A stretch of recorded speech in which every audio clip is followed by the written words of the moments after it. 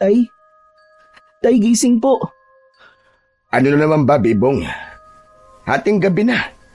Ang sarap na ng tulog ko tapos gigisingin mo ko. Maaga pa akong pupunta ng bukirin bukas. Tay, bumangon ka po muna. Nadudumi po kasi ako eh. Samahan niyo naman po ako. Ay, naku naman anak. Ngayon ka pa talaga hating gabi dudumi. Hindi ba pwedeng bukas na lang ng umaga? 10 oras na ng gabi oh. Antok na talaga ako. Hindi ko na po mapipigilan, Tay. Masakit na po talaga ang tiyan ko. Samahan niyo naman po ako sa labas. Ay, Diyos ko. Ang batang ito talaga istorbo sa tulog. Ay, sige na nga. Halika na't baka mamaya kung ano pa mangyari sa'yo. Pasensya na po, Tay, kung naistorbo ko po ang tulog niyo. Sige na, walang kaso yon. Pero bukas bawal ka nang kumain ng kung ano-ano bago matulog. Opo, Tay. O sige na, halika na. Labas na tayo para hindi na sumakit ang tiyan mo. Baka mamaya hindi ka makapagpigil dyan bigla ka madumirian sa salawal mo. Mahirap na. Si tatay naman talaga mapang-asar pa. Sabay na tumungo sa labas ang mag-ama. Tahimik nilang tinahak ang madilim na daan, gamit lamang ang maliit na lampara bilang tanglaw. Diretso ang lakad nila patungo sa tubuan. Dahil malayo sila sa kabiasnan at wala pang maayos na banyo. Dito muna sila dumudumi sa tagong bahagi ng lugar. Madalas ay sa mga talahiban o hindi naman kaya sa loob ng tubuhan. Bakit kaya ang ingay ng mga aso ngayon? Kalimitan hindi naman sila ganito. Kaya nga po, Tay. Parang manlalapa po ang mga aso ngayon Oh, ito ang dahon ng saging. Gamitin mong pamunas pagkatapos mo magbawas. Bilisan mo para makauwi na tayo. Gusto ko na talagang pumikit Opo, Tay.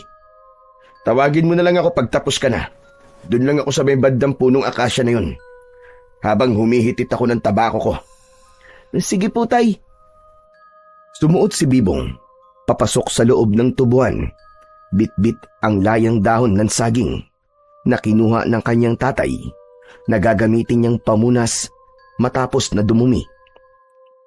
Patapos na siya nang makarinig ng tila mga yabag ng paa. Dali-dali niyang sinuot ang salawal at luminga-linga sa paligid.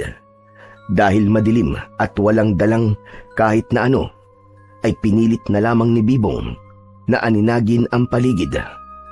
Mabuti na lamang at maliwanag ang sikat ng buwan, kaya kahit papano ay may konti siyang nakikita. Hala, baka may tao. Ano ba naman yan? Hindi pa nga ako tapos Muling nakarinig ng yabag si Bibong.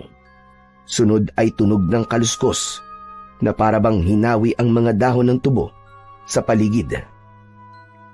May tao ba riyan? Tao po! May tao ba riyan?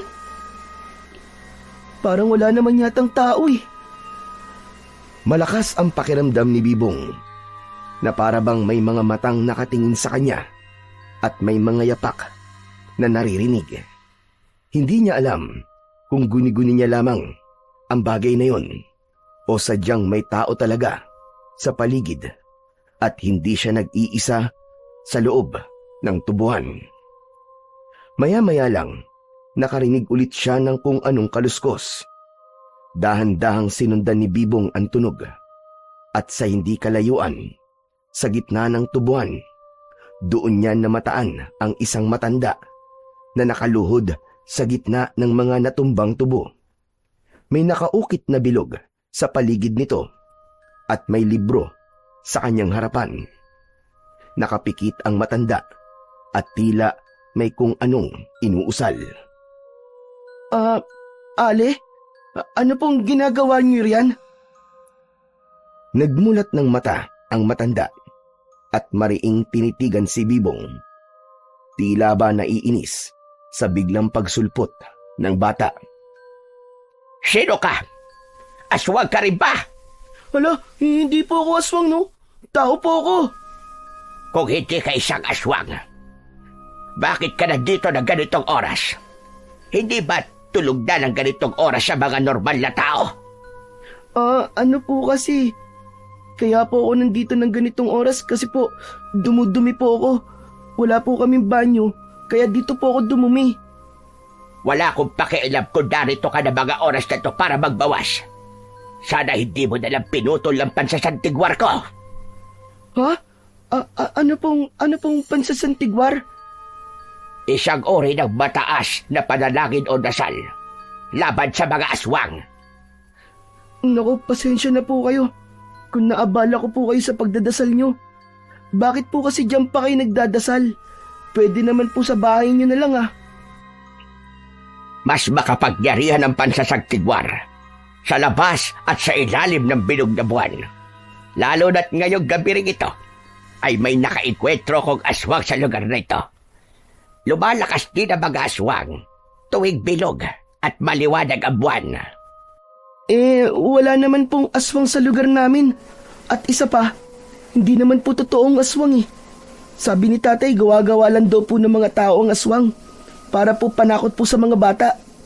Kaya hindi po ako naniniwala sa ganun Sa ngayon, hindi ka naniniwala, Totoy. Ngunit darating din ang araw na sa sarili mong mga mata ang makakasaksi. At sa oras na yon, siguradong maniniwala ka na. Ay, siya nga po pala. Bakit may mga galos po kayo sa katawan? Nasugatan po ba kayo dahil po dito sa mga tubo? Hindi ka man maniwala, bata. Pero dahil ito, sa pag-atake ng aswang, sinubukan ko silang labanan. Baka naman po asong gala lang po ang umatake sa inyo at napagkamalan nyo lang po na isang aswang. May malalaking asong gala po kasi rito sa lugar namin Alam ko ang pinagkaiba ng aso at ng aswang. At isa pa, veterana na ako sa pagpuksa sa mga aswang, bata. Ha? Ganun po ba? Saan po pala kayo nakatira? Bakit po kayo napadpad dito? Dahil malakas ang kutob ko, na dito sa lugar nyo, sunod na atake ang mga aswang. Dito ko dinala ng mga orasyong ginawa ko. Kaya hanggat kaya ko pa, gusto ko kayong protektahan. Ang bait nyo naman po pala kung ganun. Iniisip nyo po ang kapakanan ng mga taong nasa paligid nyo. Wala akong magagawa. Yun ang kapalaran ko. Nasa kamay ko na ang pagiging santigwar at kailangan kong yakapin ang tungkulin yon. Ang astig nyo po pala. Luluhod lang po kayo tapos magdadasal. Matatalo nyo na po kagad ang mga aswang. Sana all may kapangyarihan. Nagkakamali ka. Hindi madali ang gawain ng isang santigwar. Hindi ibig sabihin na may karunungan sa isang dasal o orasyon laban sa mga aswang ay agad na silang matatalo. Mahirap silang puksain dahil may taglay din silang kapangyarihan. Nabanggit niyo po na naputol ko ang pansasagtigwar niyo. Ano pong mangyayari dahil naputol ko po ang orasyon niyo para sa mga aswang? Dahil naputol, hindi agad tatalab sa kanila. Naku, ganun po pala. Pasensya na po talaga kung naistorbo ko po kayo, hindi ko po sinasadya. Kaya nga gumawa ko nitong bilog na harang para hindi ako makita na kahit na sino at para hindi maputol ang pansasagtigwar ko. Pero sa huli, naistorbo mo pa rin ako. Ang hindi ko lang talaga maintindihan, paano mo ko nakita? Gayong ang may mga dugong. Hala, teka lang po. Tignan niyo po. Bakit po nagliliwanag po yung libro niyo? Marahang hinawakan ni Bibong ang libro. Ngunit agad rin niya itong nabitiwan nang bigla na lamang sumagi sa isipan niya ang mga kakaibang salita. Parang naglaro ang mga letrang yun sa kanyang isip at hindi niya maiwasang makaramdam ng pagkahilo. Nawalan siya ng balanse. Mabuti na lamang ay agad siyang nasalo ng matandang babae. Anong nangyari sa'yo, bata? Hindi ko po alam Nang hawakan ko po ang libro niyo, biglang may mga salita pong hindi ko maintindihan nang naglaro sa isipan ko. Kasabay po ng mga letra na hindi ko rin po maintindihan ng pagkakasulat. Aray, ang sakit po sa ulo. Para pong kusa silang pumapasok sa utak ko. Aray, aray ko. Anong sinabi mo? Ang sabi ko po, may kung ano po kong salita na naririnig sa isipan ko. Habang hawak ko po ang libro nyo. May kapangyarihan din po ba ang libro na yan? Hala, ba kung ano pong mangyari sa akin ha? Dahil hindi po ako nagpaalam na hahawakan ko po ang libro nyo. Hindi kaya. Napili ka rin, nakagaya ko. Baka naman isa ka ring Bibong, anak, ang tagal mo naman dyan. Hindi ka pa ba tapos? Halika na, umuwi na tayo. Aba, inaantok na ako, anak. Natigilan sa pagsasalita ang matandang babae nang makarinig ito ng boses. Kasunod ang mga yabag patungo sa kanilang kinaroroonan. Tapos na po ako, Tay. Nandiyan na po ako. Nang muling lumingon si Bibong sa kanyang likuran, kung nasaan ang matanda, wala na ito sa kanyang kinatatayuan. Tanging ang bilog na lamang na marka ang naiwan kung saan ito nakaluhod kanina. Hala, nasan na yun? Tumalikod lang ako sandali na wala na kaagad. Totoo nga yata ang sinasabi ng matandang ina. May kapangyarihan nga siya. Oh, bakit nandito ka? Aba, layo naman ang pinuntahan mo.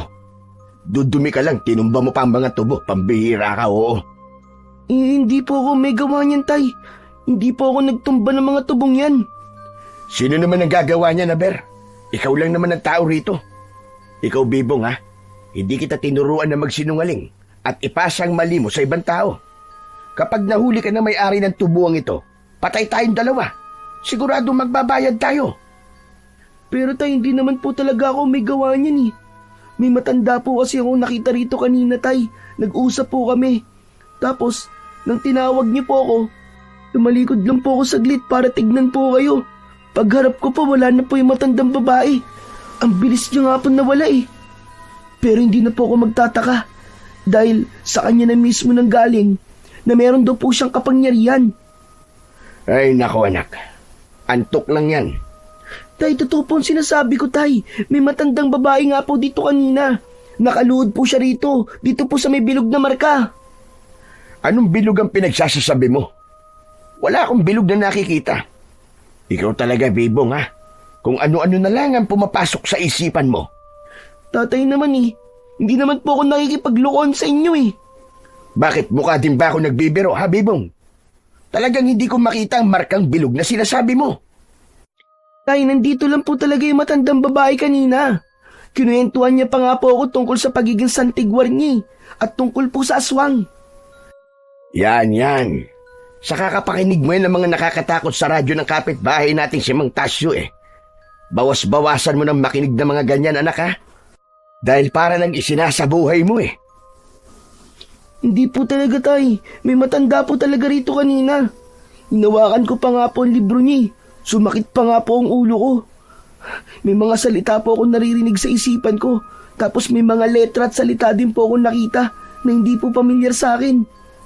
Para pong nakasulat po sa baybayin. Anong sabi mo, Bibong? Sumakit ang ulo mo nang hawakan mo ang libro. At may kung anong mga salita ang narinig mo sa isipan mo.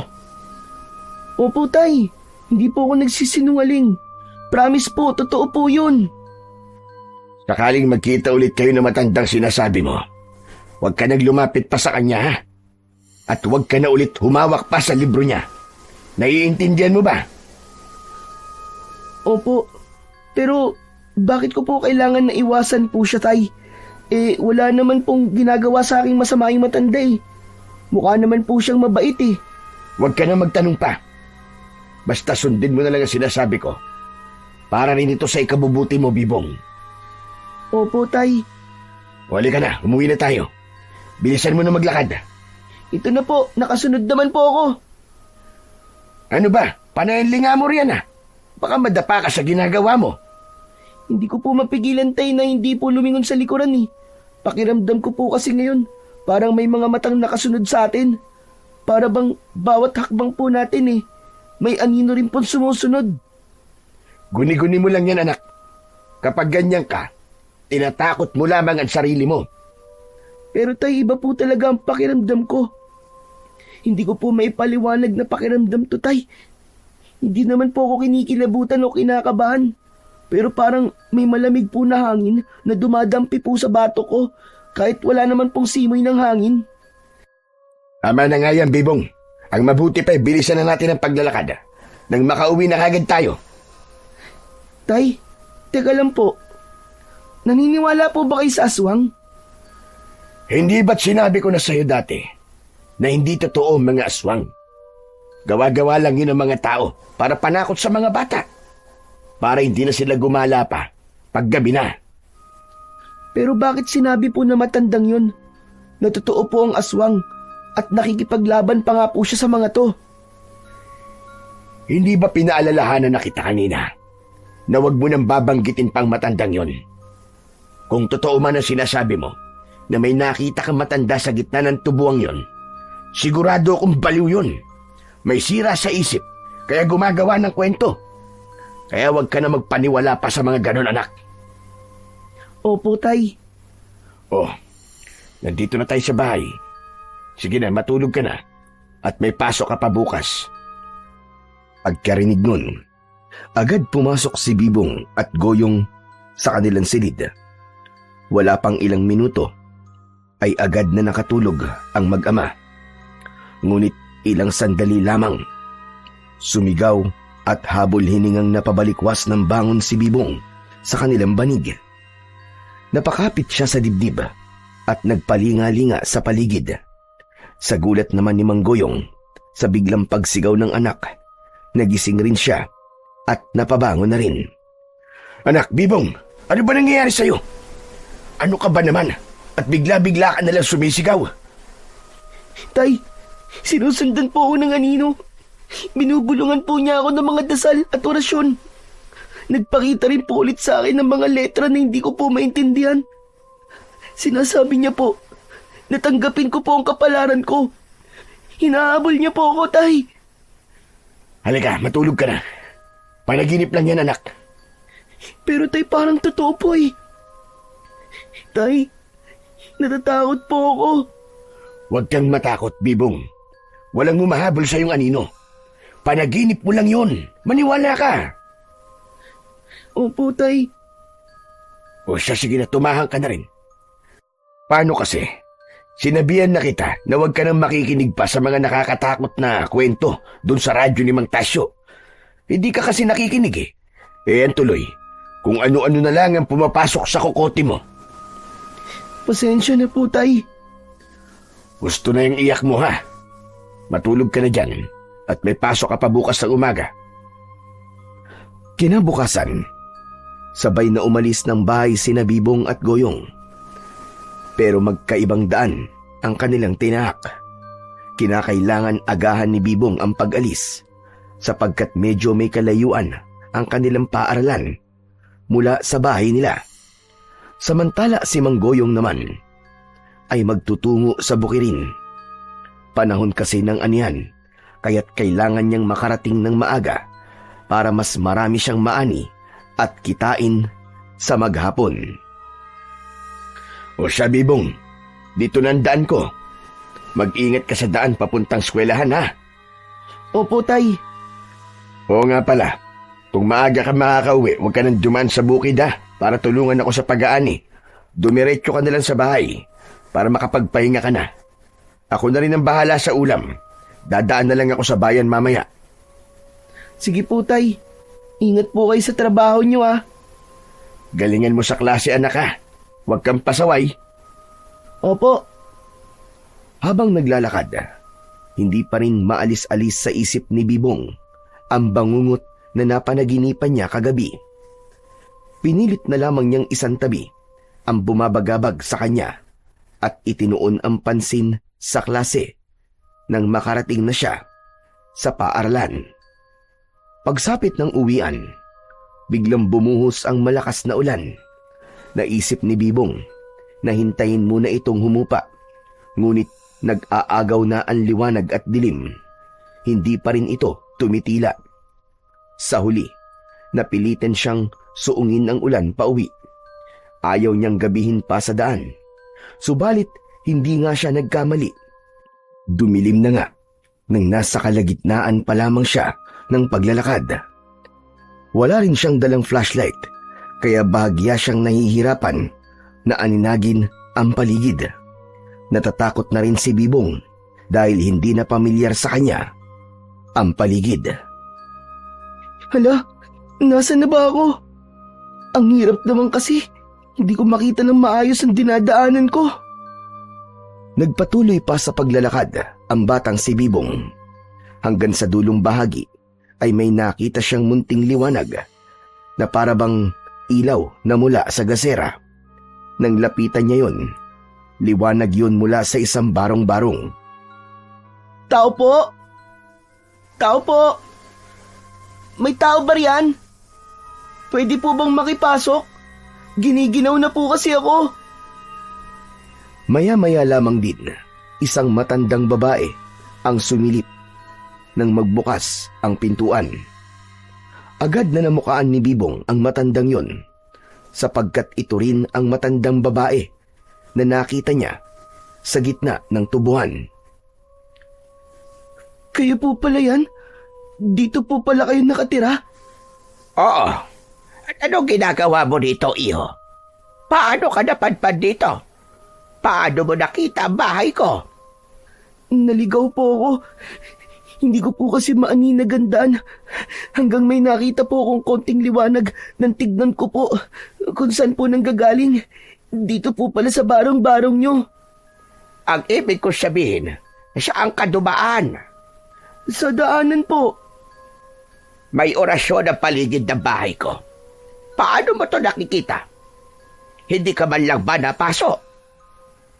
Hindi ko po alam ang sinasabi nyo eh. Hindi naman po ako napasok.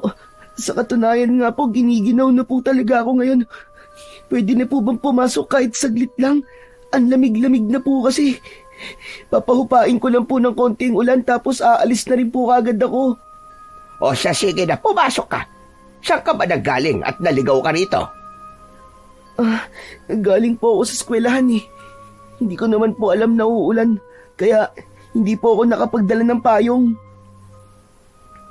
Napansin ni Bibong na tila kanina pa may inaaninag ang matanda sa kanyang likuran. Luminga si Bibong pero wala naman siyang nakita. Sino pong tinitignan niyo sa likuran ko? Hinatid ka pala dito ng anino mula sa orasyon ko para siguradong ligtas ka. Ginagabayan ka niya. Ha? Ano pong anino? Wala naman po akong anino na nakikita maliban po sa anino nating dalawa. Huwag niyo nga po akong takutin. Hindi kita tinatakot. Totoo ang sinasabi ko. Wala ka lang nakikitang anino. Nakasunod sa iyo yun sapagkat hindi ka pa nahahasa. Siya, kung ganon, ikaw pala si Bibong. Teka, paano niyo po nalaman ang pangalan ko? Sinusundan niyo po ba ako? Kagabi, pinasundan kita sa anino mula sa orasyon ko dahil nagtataka ako sa iyo kung paano mong nakikita ang mga marka na ginagawa ko na tanging ang may mga palatandaan sa tigwar lamang ang may kakayahang makakita. Tama nga po siguro si tatay na nasisiraan na po kayo ng bait. Baliw daw po kayo. Hindi ka ba naniniwala, Bibong? Kung ganon, wala ka bang napanaginipang anino kagabi o mga letrang hindi mo maintindihan? Teka, paano niyo po nalaman ang mga panaginip ko? Sapagkat ako nagpadala ng anino sa panaginip mo para pukawin ka at tanggapin ang kapalaran mo bilang isang santigwar. Kagaya rin kita, Bibong. Hindi po tayo magkatulad. Hindi po ako nababaliw. Hindi mo maaalis sa iyo, Bibong, ang pagiging santigwar. Hula ko ay mula ka rin sa lahing pinagmulan ko. Ha? Ano po ba ang lahi na pinagmulan nyo? Mula sa lahing Banas o banal na dugo ng mga santigwar. Saglit nga, may gusto lang ako kumpirmahin. Tumalikod ka at hubarin mo ang damit mo. Titignan ko kung may marka ka rin ng kagaya ng sa akin. Nagtataka man, ngunit sinunod pa rin ni Bibong ang sinabi ng matandang babae. Nang tuluyan niyang mahubad ang damit, malinaw na nakita ni Nanang Kuping ang krus na marka sa likuran ni Bibong na gaya rin sa kanya. Para lamang yung balat, ngunit nang hawakan niya yon, bahagya itong nagliwanag. Gaya nga kita, Bibong. Tama ang hinala ko. Galing ka rin sa dugo ng mga santigwar. Gusto kong hasain ka sa pagsasantigwar. Nang sa ganon, ikaw ang hahalili sa akin. Ano po ang pinagsasasabi niyo? Hindi ko po ay maintindihan. Naguguluhan po ako eh. Pumikit si Nanang Kuping at malalim na bumuntong hininga. Saka ko na ipapaliwanag sa'yo. Hala, sige na, hinahanap ka na ng tatay mo. Ikukuha mo na kita ng balabal para hindi ka masyadong ginawin sa daan pauwi sa inyo. Teka lang po. Gusto ko lang po munang maliwanagan sa mga pinagsasasabi niyo po sa akin. Bumalik ka rito bukas. Dala itong balabal ko. Ingatan mo yan at wag na wag mong wawalain. Sige po. Binuksan ni Bibong ang pintuan ng barong-barong. Bago siya humakbang, ay muli niya pang sinulyapan ang matandang babae. Teka lang po. Ano nga po palang pangalan niyo? Kasi po... Bago pa man matapos si Bibong sa kanyang pagtatanong, bigla na lamang siyang itinulak ng matanda palabas ng barong-barong. Agad nitong isinara ang pinto at hindi man lang siya pinansin kahit napasalampak na siya sa basang lupa. Aray! Aray ko, grabe! Ang sakit nun ah! Grabe namang matandang yon. Tinulak na lang ako ng basta. O Bibong anak, nandiyan ka lang pala. Kanina pa akong hanap sa'yo. Nilibot ko ng buong gubat. Pinuntahan na rin kita sa eskwelahan nyo. Pero sabi ng teacher mo nakauwi ka na raw. Pero pag uwi ko, wala ka naman sa bahay. Pasensya na po, tay. Naligaw po kasi ako eh. Hindi ko po kasi makita ang dadaanan ko. Hanggang sa mapadpad po ako rito sa barong-barong ng matandang nakita ko po sa gitna ng tubuan. Pansamantala po muna ako sumilong sa bahay niya. Ano ka mo? Barong-barong? Wala naman nakatira sa lugar na to, anak ah. Kaya nga nagtataka ako bakit nandito ka eh. Hindi naman ang daan na to papunta sa atin. Ha? Hindi niyo po ba nakikita, tay? Ito po oh.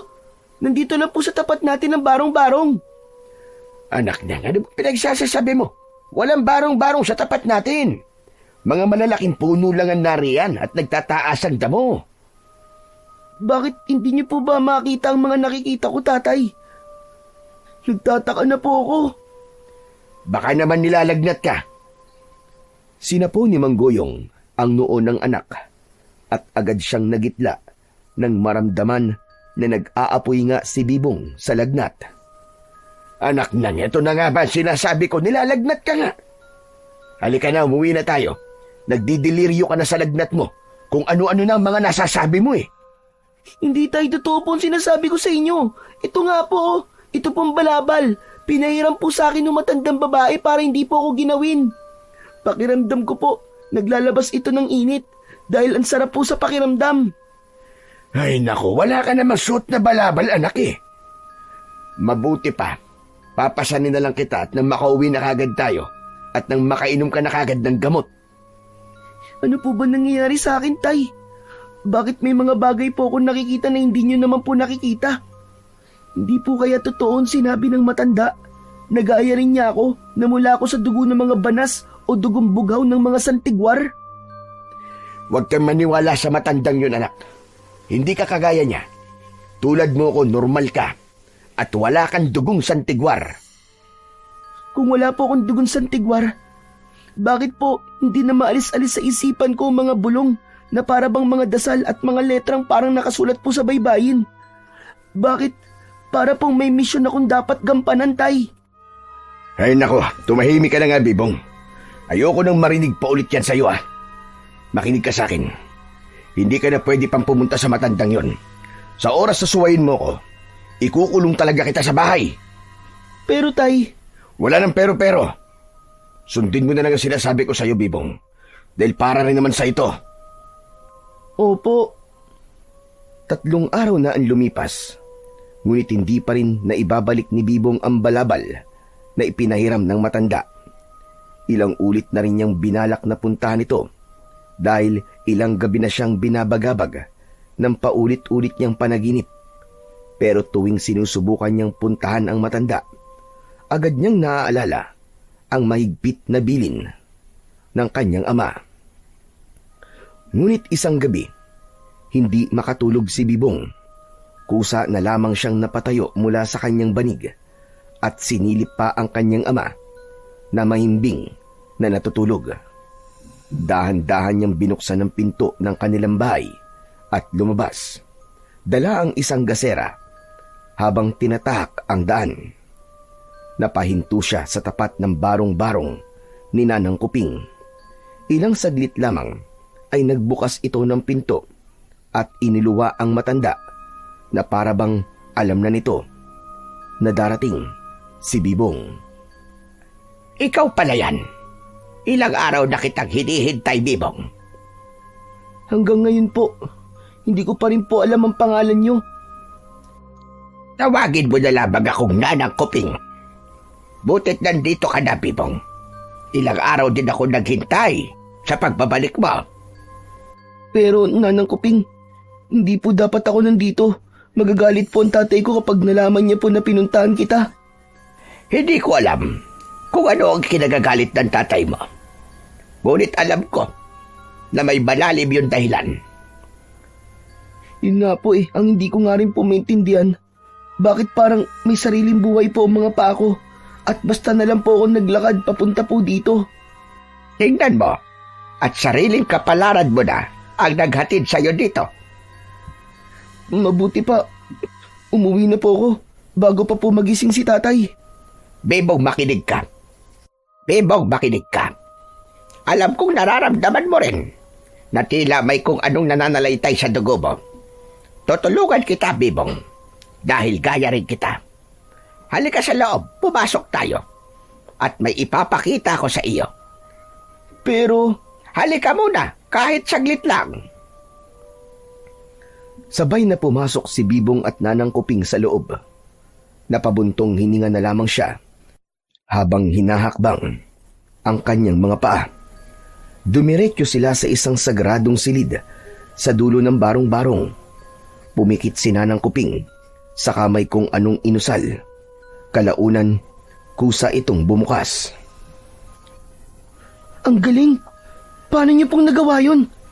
Wala namang susi, pero nabuksan niyo po. Kung yayakapin mo ang pagiging isang santigwar, magagawa mo rin yun, Bibong. Maliit na bagay lang yon. Halika sa loob. Gusto ko pong malaman bakit may mga bagay po na nakikita ko na hindi naman po nakikita ni tatay.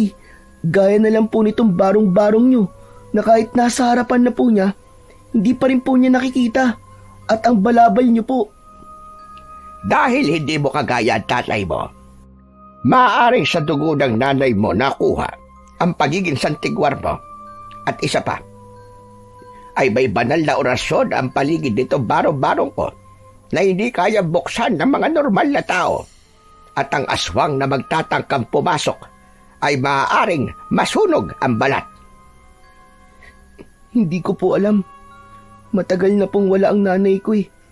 Hindi ko rin po alam kung anong nangyari sa kanya.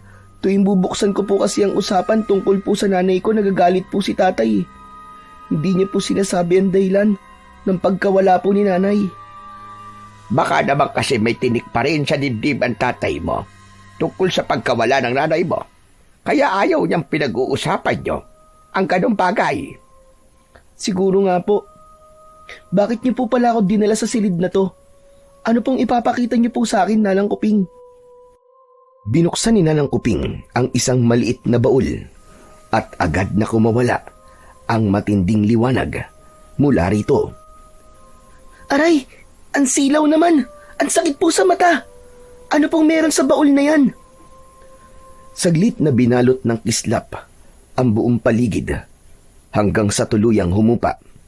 Pagkaraan, marahang kinuha ni Nanang Kuping ang isang lumang libro na may kakaibang pabalat na parabang galing sa punong kahoy. Mula sa loob ng baul, marahang inabot ni Nanang Kuping ang libro kay Bibong. Gusto kong ibigay sa iyo ang libro na minana ng ating lahing Santigwar. Naglalaban ito ng matataas at makapangyarihang dasal laban sa mga aswang. Ito ang ginagamit nating mga Santigwar. Ano naman pong gagawin ko riyan, Nanang Kuping? Pag-aaralan mo ang mga dasal na narito, Bibong. Isa sa isip at isa sa buhay mo.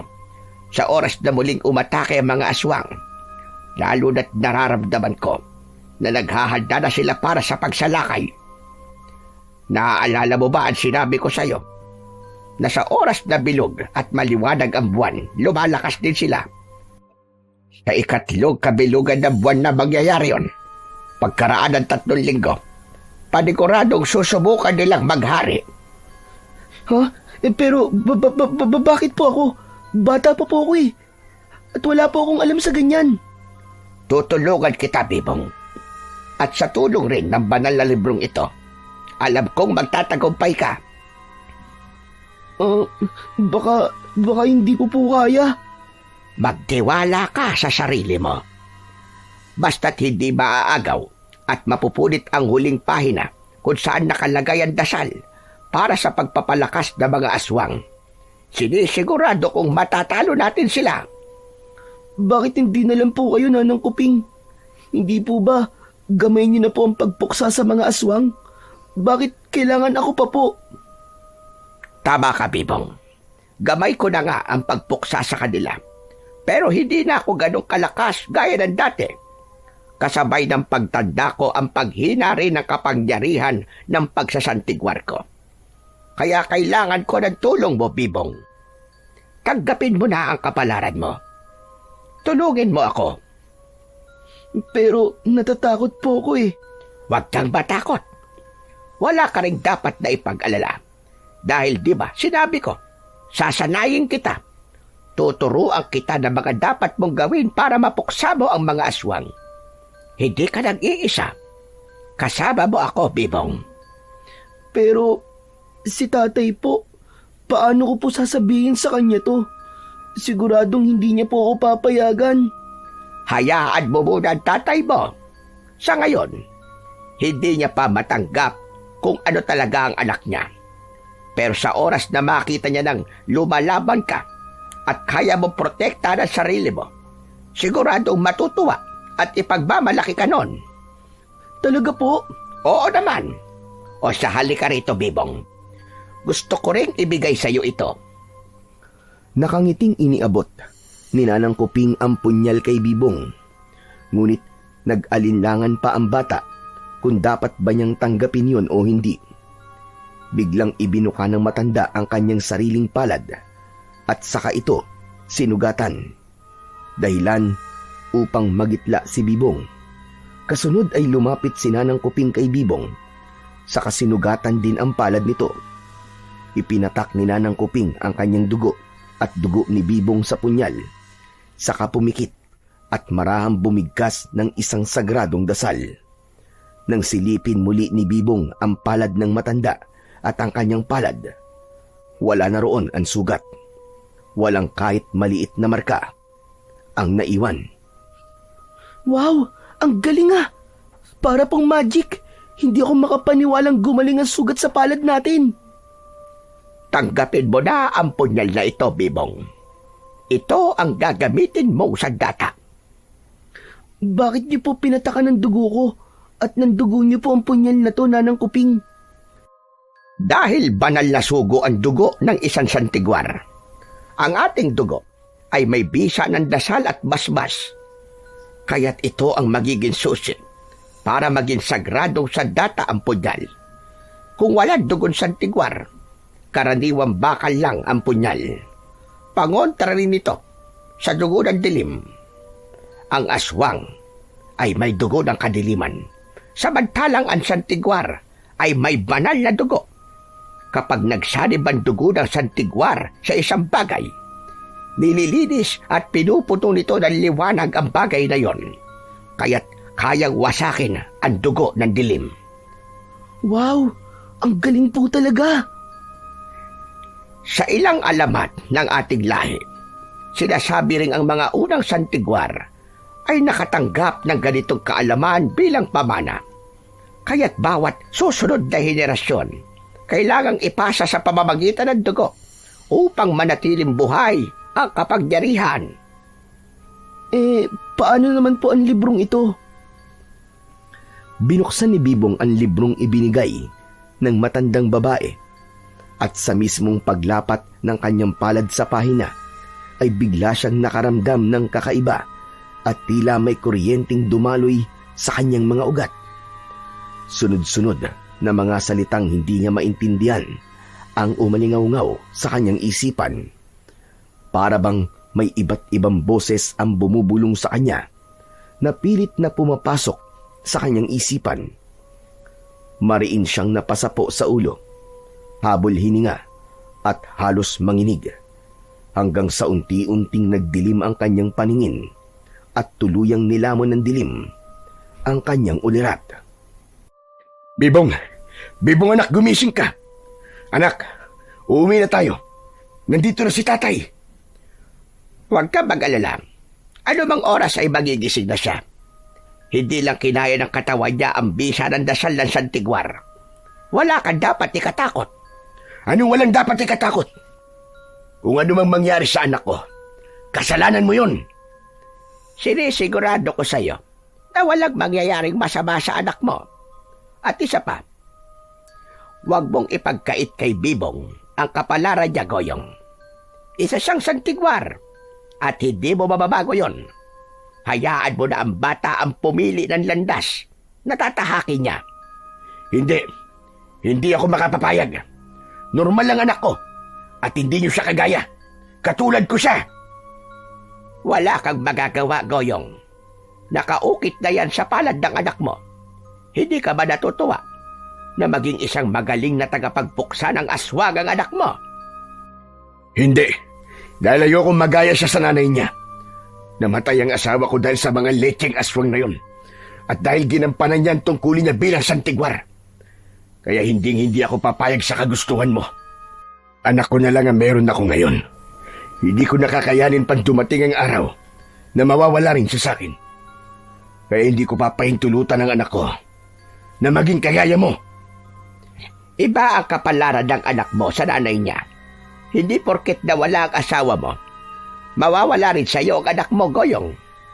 Kahit naman pigilan mo pa ang anak mo, hindi mo pa rin maipagkakaila sa kanya ang kagustuhan niyang lumaban sa mga aswang. Dahan-dahang iminulat ni Bibong ang kanyang mga mata. Hindi niya alam kung anong dapat na maramdaman matapos marinig ang sinabi ng tatay niya na ang dahilan ng pagkawala ng kanyang nanay ay dahil sa mga aswang at isa rin itong santigwar. Tay, totoo po ba dahil po sa mga aswang kaya po nawala si nanay? Kaya po ba ayaw niyo po akong palapitin po kay Nanang Kuping dahil ayaw niyo pong sundan ko po ang yapak ni nanay? Anak, halika na. Mabuti pang tumayo ka na riyan at umuwi na tayo. Huwag niyo naman pong ipagkait sa akin tayo tungkol po kay nanay. Gusto ko rin pong malaman bakit lumaki po ako nang walang nanay. Oh, Bibong. Pinatay ang nanay mo ng mga aswang na makipaglaban siya sa mga to. Bata ka pa lamang ng panahong yun. Kaya wala kang alam. Gaya mo rin ang nanay mo. Kaya ayoko sumunod ka sa yapak niya. Dahil hindi ligtas para sa'yo. Pero gusto ko pong ubusin ang lahi ng mga aswang. Para may paghiganti ko po si nanay. Hindi sila madaling kalaban, anak. Mabuti pa habang maaga. Bitiwan mo na lang ang kagustuhan mo. Kaysa mapahama ka pa. Ayoko po, tay. Sorry po. Pero hindi po kita susundin. Pasensya na po talaga. Bumaling si Bibong kay Nanang Kuping na ngayon ay tahimik na nakamasid. Akala ko po ba, hindi nakikita ng normal na tao ang barong-barong nyo? Bakit po nandito po si tatay? Pansamantala kong inalis ang orasyong harang para makapasok ang tatay mo. Halika na anak, tumayo ka na riyan. Uwi na tayo. Hindi na ako natutuwa ah. Opo. Sige po, Nanang Kuping. Mauna na po kami. O sige, mag-iingat kayo. Pagkatapos mag-usap ni Nanang Kuping at Bibong, nagkasundo silang magkikita na lang ulit kinabukasan para simulan na ang pagtuturo ng matanda sa kanya sa paggamit ng mga dasal sa sagradong libro. Pagsapit ng gabi, tahimik na ang paligid, ngunit may kung anong bumabagabag kay Nanang Kuping. Isang kakaibang pakiramdam na hindi niya maipaliwanag. Para bang may masamang mangyayari ngayong gabi. Mariin niyang ipinikit ang mga mata upang pakalmahin ang sarili. Ngunit bigla siyang nakarinig ng kaluskos mula sa labas ng kanyang kubo. Agad niyang iminulat ang mga mata. Nang bahagyang buksan ni Nanang Kuping ang bintana, agad na sumalubong sa kanya ang malamig na simoy ng hangin. Naninindig ang kanyang mga balahibo, ngunit hindi yun ang dahilan. May kakaiba sa paligid. May presensyang hindi pangkaraniwan at ramdam niya yon. Tila may mga matang nakamasid sa bawat galaw niya. Hanggang sa bigla na lamang may mabigat na bagay na dumapo sa bubungan ng kanyang pawid. Naramdaman niya ang pag-uga ng kanyang bahay sa bigat nito. Batid niya rin, hindi yun basta pusa o ibon lang na dumapo sa kanyang bubungan.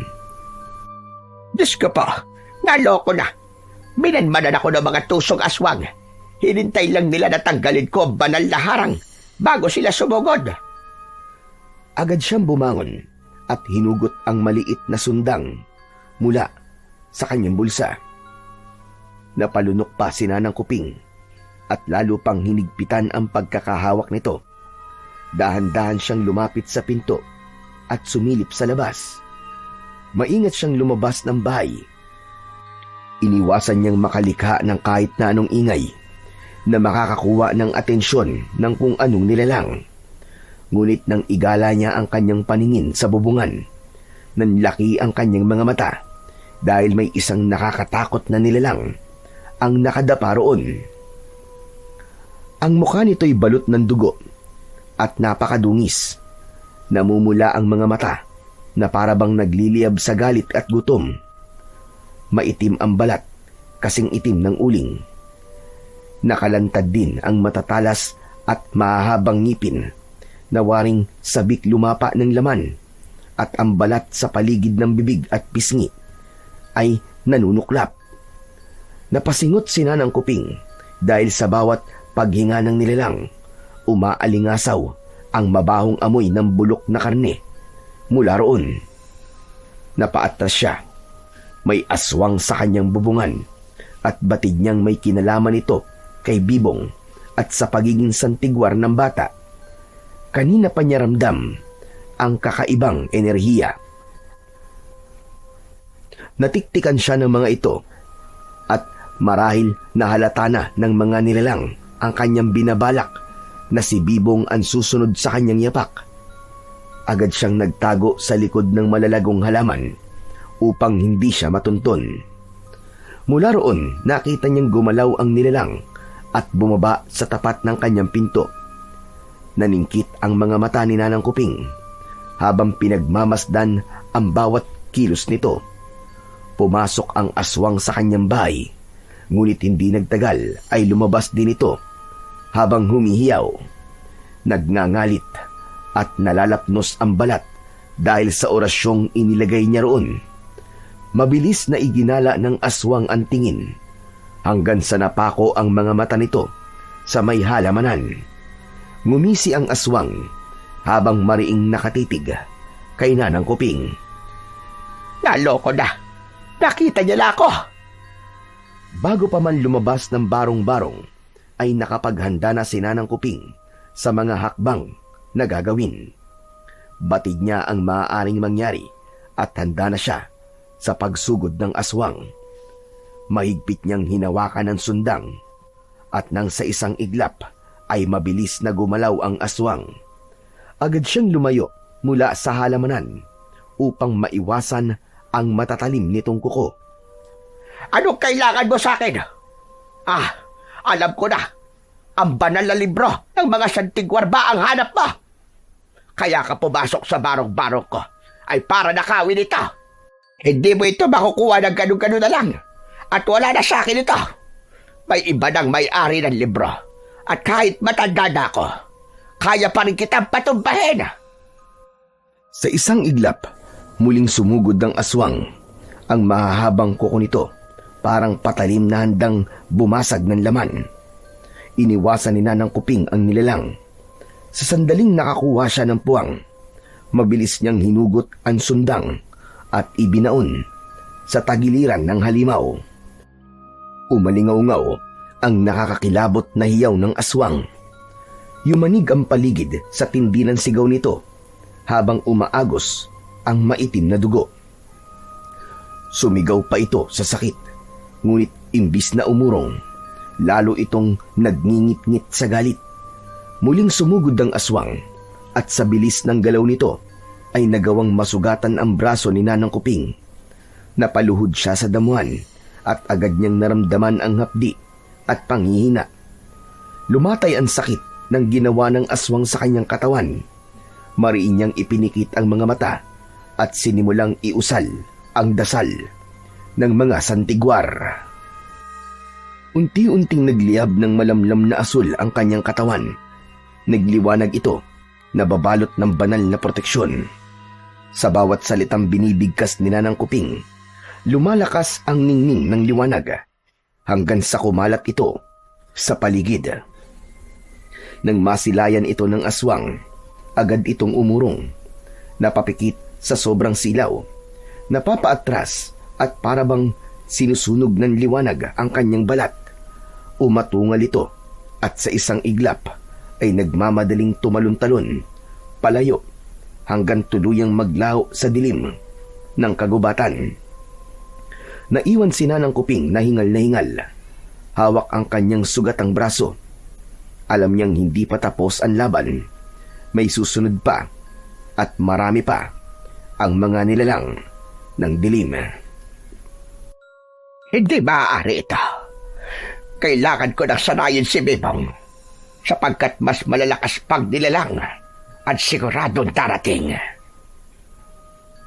Agad na pumasok sa barong-barong si Nanang Kuping at agad na nilinis ang sugat sa kanyang braso. Humanda ka talagang aswag ka. Kinabukasan, maaga pa lang nagpaalam na si Bibong sa ama na aalis. Tutungo siya kay Nanang Kuping para pag-aralan ang mga dasal sa banal na libro ng mga santigwar. Hindi pa niya gamay ito, kaya kailangan pa niya na matuto mula kay Nanang Kuping. Masinsinan tayo nag-usap kagabi, Bibong. Hindi porket pinapayagan na kita na pumunta kay Nanang Kuping para asain ka, magiging pabaya ka na sa pag-aaral mo. Sabado at Linggo ka lang pwedeng pumunta ron kapag wala kang pasok. Opo, Tay. Salamat po dahil pinayagan niyo na po ako. Basta anak ka, mag-iingat ka lang palagi. Ako pa ba, Tay? Tignan niyo nga po, laki nga po ng braso ko eh. Kayang-kaya ko pong patumbayin ng mga aswang na yun. Ay naku, tama ng satsat at mag-almusal ka na bago umalis. Wala akong trabaho sa bukid, kaya magpapahinga lang ako rito sa bahay. Hindi na po ako mag-aalmusal, Tay. Makikikain na lang po ako kina Nanang Kuping. O siya, sige na. Lumakad ka na. Baka mamaya tapos na pala si Nanang Kuping mag-almusal. Hindi ka pa makakain doon. Bilisan mo na. Sige po, Tay. Aalis na po ako. Umuwi ka kagad ha. Huwag ka magpapadilim sa daan. Kumaway si Bibong at tinahak na ang daan patungo kay Nanang Kuping. Tahimik ang paligid. Tanging huni ng mga ibon at kaluskos ng mga layang daon na kanyang tinatapakan ang maririnig.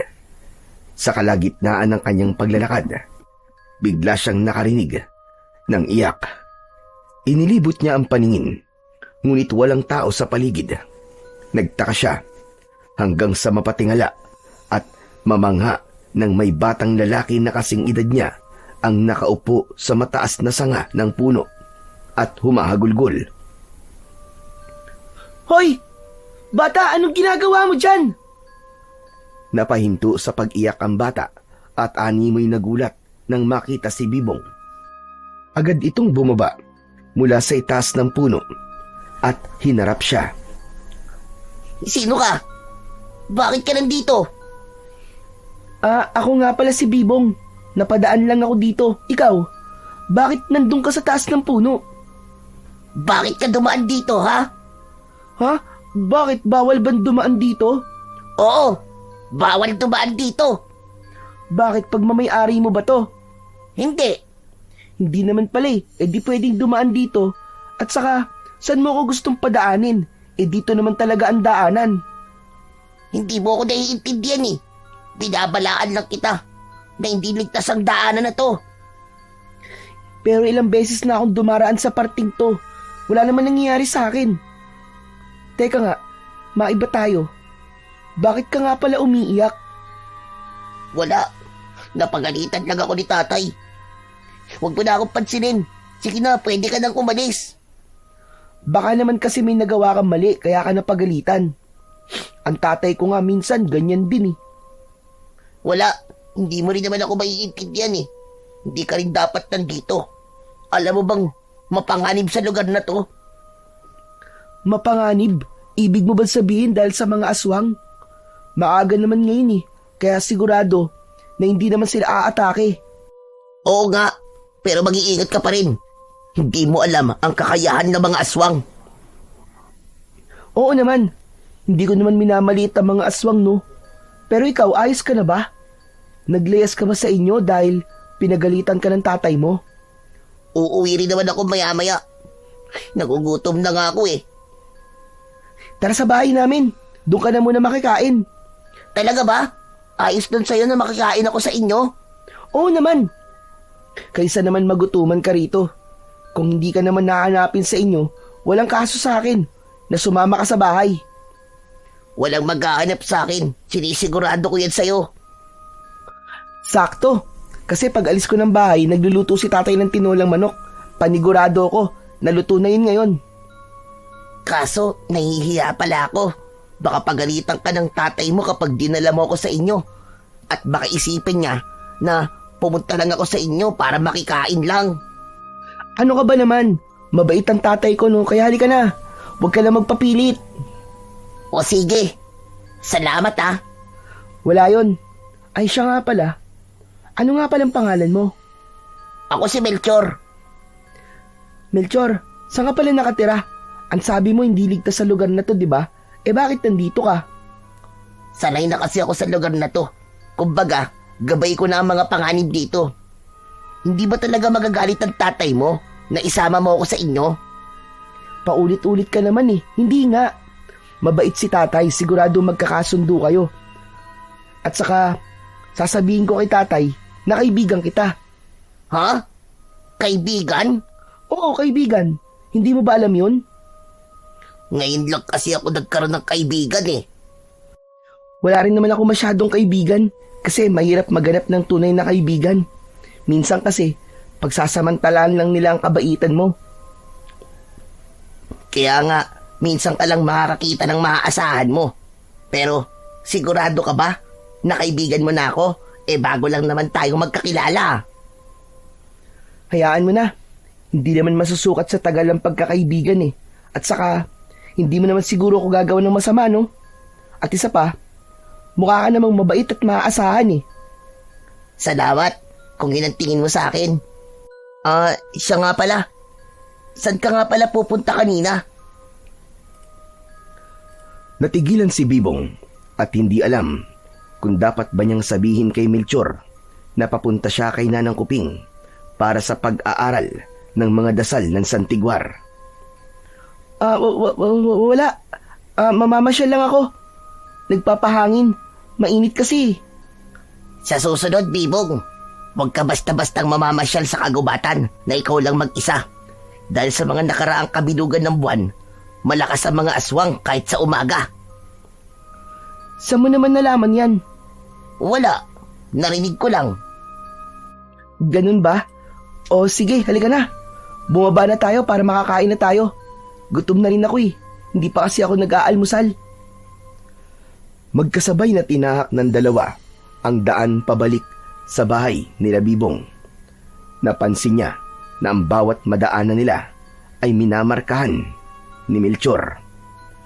Bakit mo naman yung ginagawa? Kadalasan kasi ng mga pumupunta dito hindi na nakakauwi pa. Nililigaw sila ng mga aswang hanggang sa maging panghimagas na sila ng mga ito. Huwag kang mag-alala, Melchor. Hindi ako basta-basta maliligaw. Oh, nandito na pala tayo eh. Halika, Melchor. Bilisan mo. Ayun ang bahay namin. Teka. Parang kinakabahan akong magpakita sa tatay mo eh. Ano? Ngayon ka ba kakabahan? Malapit ka na sa bahay namin. Saglit, at tatawagin ko lang si tatay. Tay? Tay, may bisita po tayo. Kaibigan ko po, si Melchor. Halika, Melchor, pumasok ka sa bahay namin. Huwag ka nang mahiya. Lumabas si Manggoyong mula sa kusina, bit-bit ang sandok. Katatapos lamang niya magluto at sakto ang pagdating ng dalawa. Melchor, welcome nga pala sa munting bahay namin. Sakto, katatapos ko lang magluto. Siya nga pala, Bibong. Bakit nakabalik ka na kagad? Hindi na po ako tumuloy, tay. Baka mamaya na lang po ako babalik doon. May lakad ka pala? Akala ko ba mamamasyal ka lang? Oo, pupuntahan ko sana ang kaibigan ko. Ha? Kaibigan? Di ba ang sabi mo? Oo na, huwag ka na magtampo. Hindi ko kagad sinabi sa'yo kasi ayaw nung kaibigan ko na sabihin na doon siya nakatira sa kagubatan eh. O siya, sige na. Tama na yan. Saglit lang at maghahain ako nang makakain na kayo. Siguradong napagod kayo papunta rito. Talagang napagod po at nagutom po ako, tay. Ang sakit pa nga po ng mga paa ko eh. Hayaan mo mamaya. Papahira natin yan ng langis at hihilutin. Aayusin ko muna ang ngapag nang makakain na kayo. O maiwan ko muna kayo sandali Sa kusina muna ako. Opo. Mag-iingat ka, Bibong, sa kahit na sino pang makakasalamuha mo sa kagubatan. Sa kahit na sino? Ibig mong sabihin pati sa'yo? Oo, kahit sa akin. Kaibigan na kita, Melchor, kaya may tiwala ako sa'yo. Basta't wag mo lang yun sirain. Ayos tayo. Hindi ko sisirain ang tiwala mo, Bibong. Panindigan mo yung sinabi mo, Buti pa ang tatay mo, maasikaso. Nakakaingit ka. Bakit ang tatay mo? Hindi ka ba inaasikaso? Hindi. O siya, halina kayo rito. Kumain na tayo. Opo, tay. Ito na po. Tara na, Melchor. Magkatabing naupo sina Melchor at Bibong sa maliit na mesa, habang si Goyong naman ay nakatayo lang sa gilid, nakasandal sa haligi ng kanilang bahay. Dahil kulang ang upuan, minabuti niyang tumayo na lamang at hayaan ang dalawang bata na maupo. Nakangiti siya at tila masayang masaya na may bagong kasama si Bibong. Teka nga, magkaklase ba kayong dalawa? Ha, Melchor? Nako, hindi po. Hindi po ako kaklase ni Bibong. Sa katunayan, kanina lang po kami naging magkaibigan eh. Kung ganun, saan ka nag-aaral? Hindi na po ako nag-aaral. Pinatigil po ako ni tatay eh. Aba, bakit naman? Dapat kayong mga kabataan nag-aaral kayo para makaahon sa hirap. Kapag nakapagtapos kayo, para sa inyo rin naman yun. Mabuti pa nga po si Bibong, pinag-aaral niyo po siya. Gusto ko rin po sana makapag-aral, pero hindi kasi pwede. Magagalit lang po si tatay. Pumunta ka na lang dito palagi sa bahay. Ituturo ko na lang sa'yo lahat ng pinag-aaralan namin sa eskwelahan. Hindi ba, tay? Maganda pong ideya yon. Oo nga naman, Melchor. Magandang ideya ang sinabi ni Bibong. Ngayong kaibigan ka na ng anak ko, hindi ka na iba sa amin. Anumang oras pwede kang pumunta rito. Ang kaso tong batang ito hindi rin ganun kasipag mag-aral. Minsan, tinatamad pang pumasok. Si tatay talaga oh. Nakakatuwa naman po. Ang gaan po sa pakiramdam na bukal po sa loob ang pagtanggap niyo sa akin. Salamat po talaga. Walang anuman. O sige na, kain na. Lalamig na ang ulam. Kinahapunan, hinatid ni Bibong si Melchor sa paanan ng gubat. Balak sana ni Melchor na siya na lang, pero nagpumilit si Bibong na kahit sa paanan ng gubat na lang siya ihatid. Dito ka na lang, Bibong. Huwag mo na akong ihatid sa amin. Kapag ihahatid mo pa ako, baka gabihin ka sa daan Hindi ligtas. Gusto ko sanang makita ang tatay mo eh. Hindi. Hindi niya gusto sa mga tulad mo. Aray parang sinabi mong ang pangit ko, kaya hindi niya ako gusto. Hindi naman sa ganun. Bakit naman? Ano ba naman yung tatay mo? Ang pangit naman ng ugali niya. Sinabi mo pa. Kaya nga, huwag ka nang mapilit na sumama sa akin. Dahil hindi ni tatay magugustuhan yon. O sige, basta't mag-iingat ka na lang Gusto pa nga sana niyang ihatid si Melchor sa kanila. Pero tumanggi ito.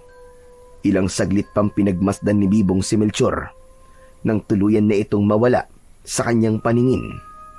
Nagsimula na si Bibong na tahakin ang daan papunta sa barong-barong ni Nanang Kuping.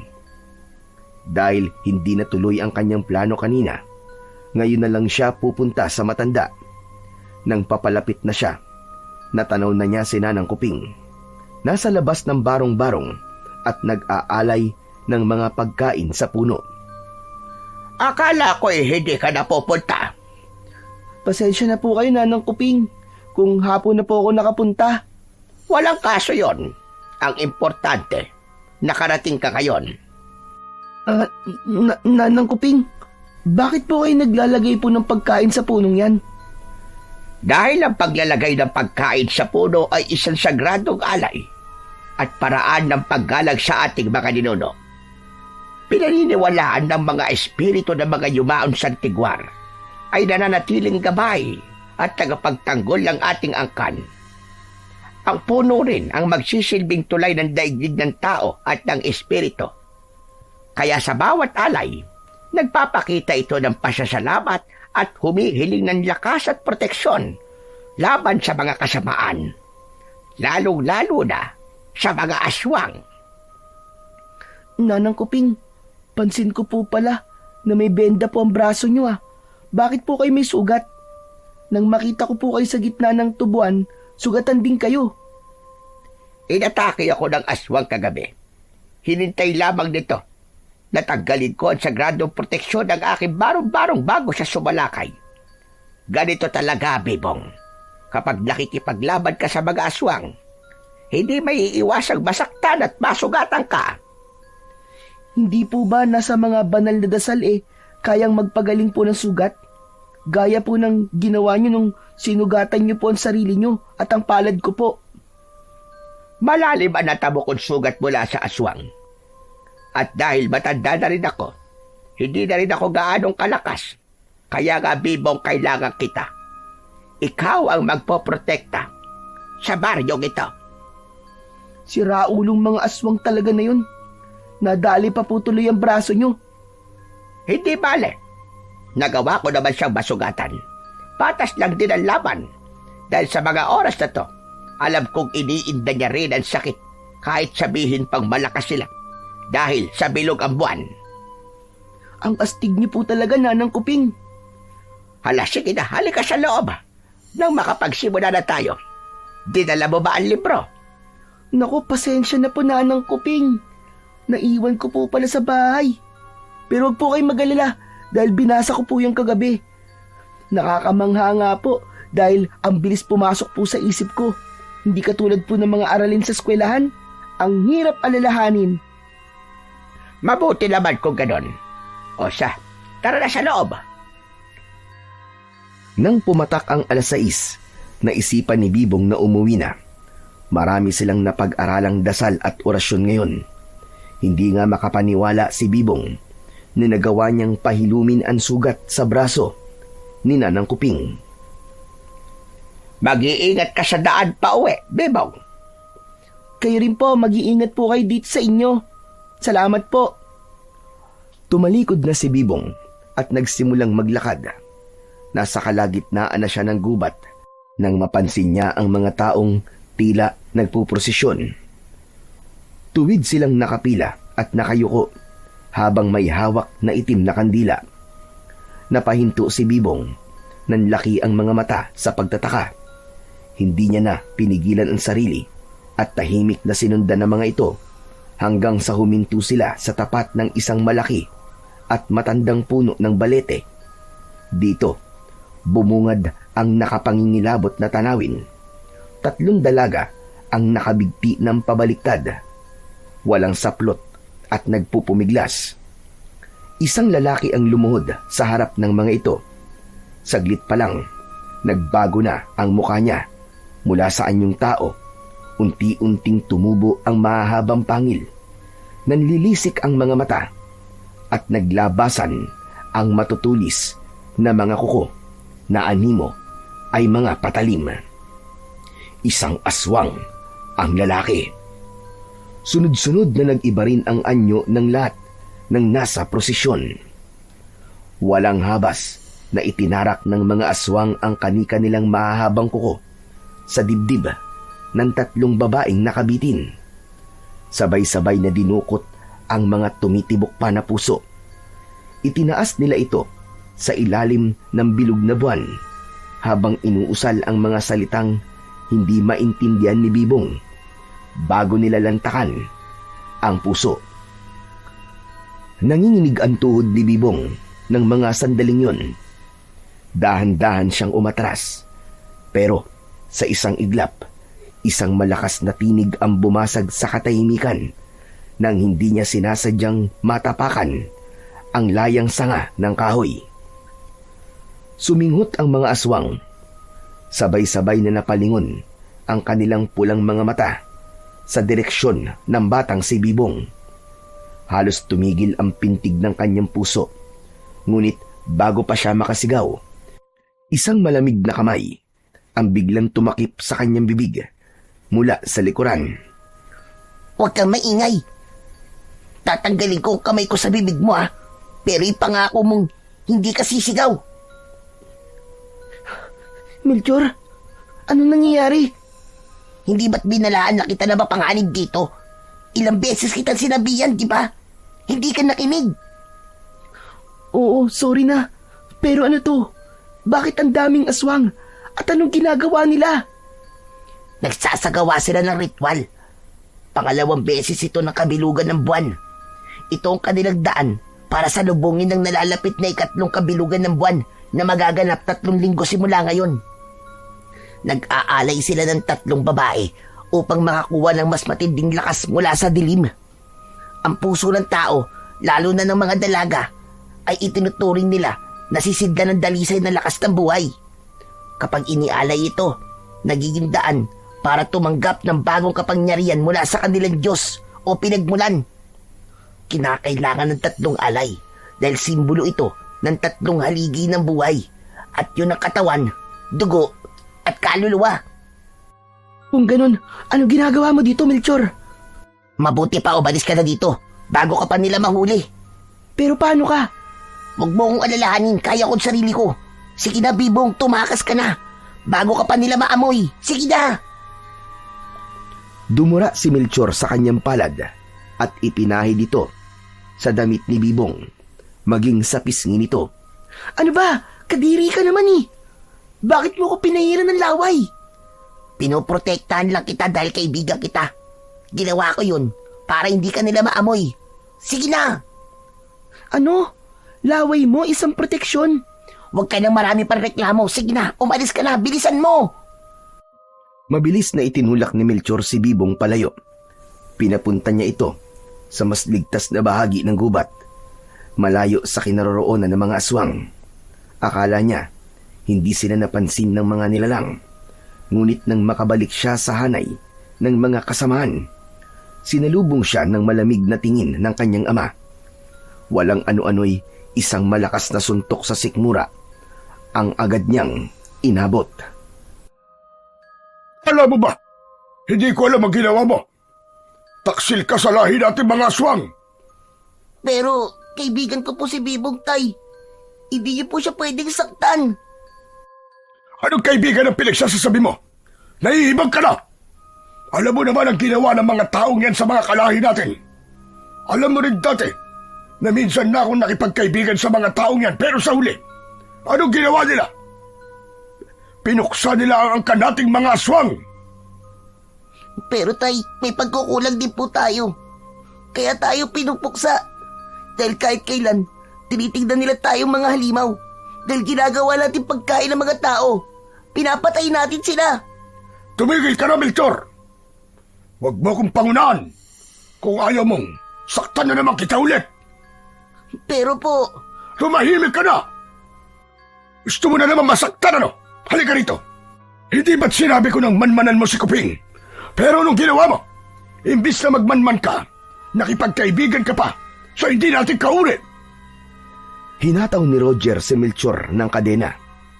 Paulit-ulit niya itong hinampas hanggang sa napaluhod na lamang si Melchor at nangihinang napasalampak sa sahig. Tay, minanmanan ko naman po eh. Alam mo bang wala na kay Kuping ang banal na aklat ng mga santigwar? Opo, at nakita ko po yun sa bahay nila Bibong. Nakita ko rin po si Bibong na pumunta kay Aling Kuping. Kung ganon, kunin mo ang banal na aklat ng mga santigwar at punitin mo ang huling pahina. Ang pahina kung saan nakaukit ang dasal na kaya magpalaya at magpalakas sa ating lahi. Kung tunay kang anak ko, hahayaan mong puksain ko ang mga santigwar na yon.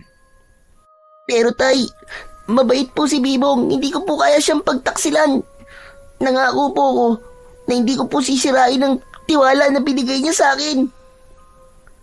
Galit na sinakal ni Mang Roger ang anak nitong si Melchor. Hindi mo kayang talikuran ang kaibigan mo, pero ako't sarili mong tatay. Kaya mong talikuran. Ganun ba, Melchor? Tay, itigil na po natin ang gulong to. Nagmamakaawa po ako sa inyo. Sa oras na malaman ang kaibigan mong Bibong na yan, na isa kang aswang, tignan lang natin kung hindi kanya puksain. Tignan natin kung saan ang kalalagyan mo. Kailangan bukas na bukas din na sa akin ang pahinang inuutos ko sa'yo. Maliwanag ba? Nang sumunod na araw, bumaba si Melchor ng kagubatan patungo sa bahay nila Bibong. Gabi na, pero wala pa si Bibong. Nagpaalam ito na dadaan kay Nanang Kuping. Tanging si Mang Goyong lamang ang naiwan sa kanilang bahay. Oh, naparito ka, Melchor. Wala pa ang anak ko eh, pero hintayin mo na lang at darating din yung kagad. Halika, pumasok ka na muna rito. Sige po, pero hindi na po ako magtatagal. May inutos lang po si Bibong sa akin na kunin ko daw po ang banal na libro. Talaga ba? Opo, daling ko daw po sa kanya eh. Ano ba naman ang batang yun? Bakit ikaw pang inutusan? Ayos lang naman po sa akin. O sige, saglit. At kukunin ko muna ang libro. Pansamantalang umalis si Mang Goyong para kunin ang librong itinago ni Bibong sa ilalim ng kama. Patawarin mo ko, Bibong. Makalipas ang ilang saglit, bumalik si Mang Goyong. Hawak-hawak ang banal na libro. Sa paglapit niya, maingat niya tong iniabot kay Melchor. Ngunit pagdampi pa lamang sa palad ni Melchor ng libro, agad na kumislap ang mga ukit na simbolo sa ibabaw. Isang nakakapasong init ang dumaloy sa kanyang balat, para bang nasunog mismo ang laman ng kanyang kamay. Napasigaw si Melchor at bahagyang nabitiwan nito ang libro habang umuusok ang balat niya sa pagkasunog. Oh, ano nangyari sa'yo, Melchor? Halika, basahin mo ang kamay mo. Hindi ko po alam. Bigla na lang pong napaso ang kamay ko nang hawakan ko po ang libro. Teka, talaga bang inutusan ka ng anak ko na kunin ang librong to, ha, Melchor? Opo. Kung ganun, bakit nasunog ang balat mo? Hindi ko po talaga alam. Saglit. Ibabalit ko na lamang yan ng tela. Agad na binalot ni Goyong ng makapal na tela ang banal na libro upang hindi na muling dumikit sa balat ni Melchor ang nakakapasong init na nagmumula rito. Ngunit kahit nakabalot na, patuloy pa ring sumisingaw ang nakakasunog na apoy mula sa loob, para bang pilit na lumulusot palabas. Hindi na nag-aksaya ng oras si Melchor. Mabilis siyang umalis. Sa bilis ng kanyang pagtakbo, hindi niya namalayan. Napapunta rin ng kagubatan si Bibong. Pauwi, galing kay Nanang Kuping. Nagbanggaan silang dalawa, at sa lakas ng banggaan nila, tumilapon ang binalot na libro mula sa kamay ni Melchor. Napahinto si Bibong, nagtataka, at agad na napako ang tingin sa mahiwagang aklat na yon. Hindi siya makapaniwala na hawak-hawak ni Melchor ang mahiwagang aklat. Melchor? Teka, bakit nasa iyo ang librong yan? Sino nagbigay sa niyan? Magpapaliwanag ako, Bibong. Huwag kang magalit. Huwag magalit? Bakit hindi ako magagalit? Magnanakaw ka. Patawarin mo ako, Bibong. Pero kailangan kong dalhin ang librong to kay tatay. Hindi. Hindi ako papayag na makuha mo to. At saka, bakit naman kailangan to ng tatay mo? Bakit niya pag-iinteresan ng librong to? Agad na napahinto sa pagsasalita si Bibong nang mapagtanto niya ang lahat. Tila hindi siya makapaniwala sa naiisip. Aswang ba ang tatay mo? Kung ganun, isa ka rin bang aswang, Melchor? Oo, Bibong. Patawarin mo ko kung inilihim ko sa'yo na aswang ako at ang pamilya namin. Pero maniwala ka, kaibigan ang turing ko sa'yo. Hindi ko lang talaga kayang talikuran si tatay. Ano ba, Melchor? Gumising ka nga. Hindi ka gaya ng tatay mo. Mabuti kang aswang at huwag mo siyang tularan. Kapag napasa kami niyan librong yan, siguradong kadiliman na lang ang mamamayani. Gusto mo ba yon? Hindi, Bibong. Pero wala na akong magagawa pa. Kaya nga tulungan mo kami mapabagsak ang mga aswang, Melchor. Tulungan mo kami. Uubusin niyo ang lahi ko? Pati ako ba? Hindi. Kaibigan kita, Melchor. Hindi ko magagawang saktan ka. Maniwala ka sa akin. Kaibigan mo pa rin ako? Kahit isa akong aswang? Kahit ano ka pa, Melchor. Kaibigan ang turing ko sa'yo. Hindi yun magbabago. Kaya sana makipagtulungan ka sa amin ni Nanang Kuping na puksain lahat ng masasamang aswang na pumupuntirya ng mga tao. Ngumiti si Melchor. Saka mahigpit na niyakap si Bibong. Sa unang pagkakataon, nakaramdam siya ng kakaibang init. Hindi galit o takot, kundi isang pag-asa. Para bang sa tulong ni Bibong, may pagkakataon pa siyang kumawala sa dilim na kinaroroonan niya. Oh, ito na ang libro. Teka, sandali. Bakit hindi na ako napaso? Kasi, malinis na ang puso mo. Kanina kasi nang kunin mo to, gagamitin mo to sa maling paraan eh. Pero ngayong alam na ng banal na libro na mabuti ka, kaya hindi ka na napaso. Salamat, Bibong ah. Pasensya nga pala at niloko ko ang tatay mo. Sinabi ko sa kanya na ikaw ang nag-utos sa akin na kunin ang librong yan. Ihingi mo na lang ako ng pasensya sa kanya. O sige, paano ba yan? Uuwi na ako. Mag-iingat ka sa daan ha. Ikaw rin, Bibong. Pasensya na uli. Pagka-uwi ni Melchor, galit muli ang sumalubong sa kanya. Hinataw siya ng bakal na kadena ni Mang Roger sa kanyang likuran habang nakagapos ito. Umalingaw-ngaw ang tunog ng panggampas, kasabay ng daing ni Melchor na halos mabali ang katawan sa sakit. Walang awa siyang paulit-ulit na hinataw habang nanlilisik ang mga mata ng kanyang ama. Tanga! Nasa kamay mo na! Pinakawalan mo pa! Bobo! Inutil! Hindi ko na po kaya. Tama na po, tay. Tama na po. Hindi sana ganyan ang aabutin mo kung nakinig ka lang sa akin. Patawarin niyo po ako, Tay. Patawarin niyo po ako. Mapapatawad lang kita kapag naibigay mo na sa akin ang librong yon. Hindi ko po kayang kunin kay Bibong ang libro, Tay. Pasensya na po. Hindi mo kaya dahil isa kang inutil. Walang kwenta. Kung ganon, dahil hindi mo kayang agawin, ako ang gagawa. Sasalakayin natin ang baryo ng Bibong na yan. Huwag po, Tay, huwag po. Huwag niyo po sasaktan ang kaibigan ko. Hindi ko lang basta sasaktan ang kaibigan mo. Sinisigurado ko rin sa'yo na buburahin ko ang presensya ng batang yan sa mundong ito. Mawawala ang batang Santigwar na yan. Huwag, Tay. Huwag. Hihintayin lang natin na sumapit ang 3 kabilugan ng buwan bago tayo gagalaw. At ikaw, dahil matigas ang ulo mo, igagapos kita riyan hanggang sa magtanda ka. Ilang linggo rin ang hinintay ni Roger bago niya maisagawa ang planong puksain ang mga Santigwar na sinanang Kuping at Bibong. Tumingala siya sa bilog na buwan at kumalakhak. Ngayon tayo magtutuos, mga Santigwar. Tignan natin kung kayanin ako ng kapangyarihan ng banal na dasal niyo. Mula sa kanilang lungga, tinak ng mga aswang ang madilim na daan patungo sa kabayan at papunta kina Bibong. Pilit na nagpumiglas si Melchor sa pagkakagapos, ngunit sadyang mahigpit at matibay ang kadenang iginapos sa kanya. Ilang linggo na rin yung nakapulupot sa mga kamay at paa niya.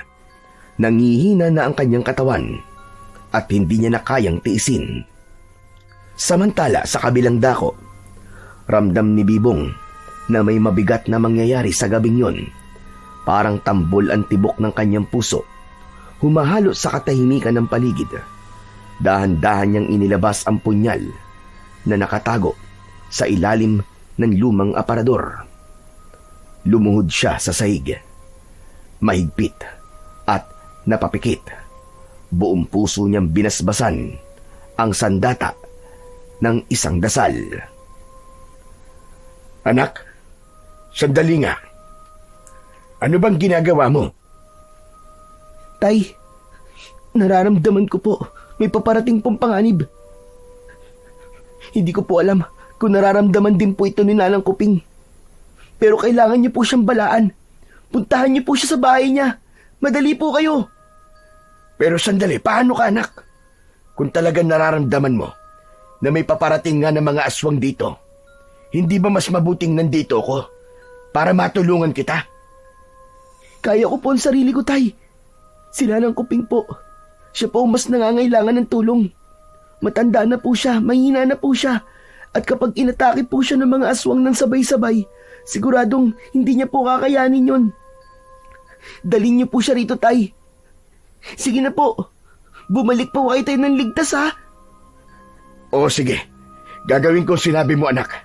Pero mag-iingat ka, ha? Opo. Ay, Tay, saglit lang po. Tumayo si Bibong at saka kinuha ang balabal na hindi niya pa naisasauli kay Nanang Kuping at nilagay ito sa braso ng ama. Hindi man yun nakikita ni Manggoyong dahil sa orasyong harang dito na tanging mga Santigwar lamang ang nakakakita. Ngunit ramdam niya ang init nito.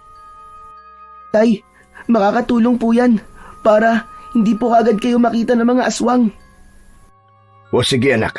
Aalis na ako. Pupuntahan ko si Nanang Kuping at ligtas kaming uuwi rito. Kaya sana, ligtas ka rin naming madatnan. Opo, Tay. Tinanaw ni Bibong ang ama na mabilis na tumatakbo patungo sa bahay ni Nanang Kuping. Nang wala na sa paningin ng kanyang tatay, agad siyang nagsindi ng mga kandila sa paligid. Gumawa siya ng marka na bilog at lumuhod siya roon. Isa itong sagradong harang. Kapag binigkas na ni Bibong ang mga dasal ng Santigwar, mababalutan ng proteksyon ang mismong marka. Kaya nagiging harang na hindi basta malalampasan ng mga nilalang ng dilim. at kung susubukin nilang pasukin ito, agad na masusunog ang kanilang mga balat. Habang abala si Bibong, may biglang malakas na kaluskos mula sa itaas ng isang puno. Tila ba may kung anong dambuhalang biglang dumaong doon. Bumaluktot ang mga sanga, halos mabali sa bigat ng nakadapo. Kasabay noon ang nakakatakot na alulong ng mga aso. Lalong bumilis ang tibok ng dibdib ni Bibong. At mula sa dilim ng itaas, unti-unting bumaba ang aswang. Lumundag siya at mabilis na lumapag sa lupa bago nagpakawala ng isang nakakakilabot na ngiti. Dahan-dahan itong lumapit kay Bibong, ngunit agad ding napahinto nang matapakan nito ang bilog na marka. Nasunog ang bandang talampakan nito na ikinangit-ngit ng aswang. Hindi mo ko kaya, Totoy! Sino nagsabi sa'yo na hindi kita kaya? Kaya kitang puksain, aswang ka! Matapang ka! Pero tignan natin kung saan ka dadalhin ang tapang mo! Napaatras si Bibong. Halos manginig ang tuhod sa takot nang isa-isang sumulpot mula sa dilim ang iba pang mga aswang. Ngunit ang mas matinding ikinatakot ni Bibong ay ang nakita niyang bit-bit ng mga ito. Ang kanyang ama, nakabigti sa balikat ng isang aswang, walang malay at duguan, habang si Nanang Kuping naman nagpupumiglas at hawak sa magkabila ang braso ng dalawang aswang at pilit na kumakawala at sumisigaw ng mga dasal. Nanlamig ang buong katawan ni Bibong at sa sobrang takot ay halos mabitiwan niya ang hawak na punyal. Ngunit sa kabila ng panghihina, ramdam niyang siya na lang ang natitirang pag-asa. Lecheng yan! Mga tusok aswang, bitiwan niya ako! Ikaw na naman! Leche ka talaga! Tagasang ka man lupalot na aswang ka! At bakit dito ka nagugulo sa baryo namin? Buwisit ka! Ngayong gabi, tutuldukan ko na ang kademonyohan mo! Tumigil ka! Huwag kang magyabang! Dahil hindi mo ko kaya! Talaga ba? Kaya pala tumakas ka na lang ng nakaraan! Duwag kang aswang ka! Duwag! Tumahimik ka! Napakadaldal mo! Isang malakas na sampal ang iginawad nito kay Nanang Kuping. Sa tindi ng pagkakasampal ng aswang, dumugo ang labi ng matandang babae.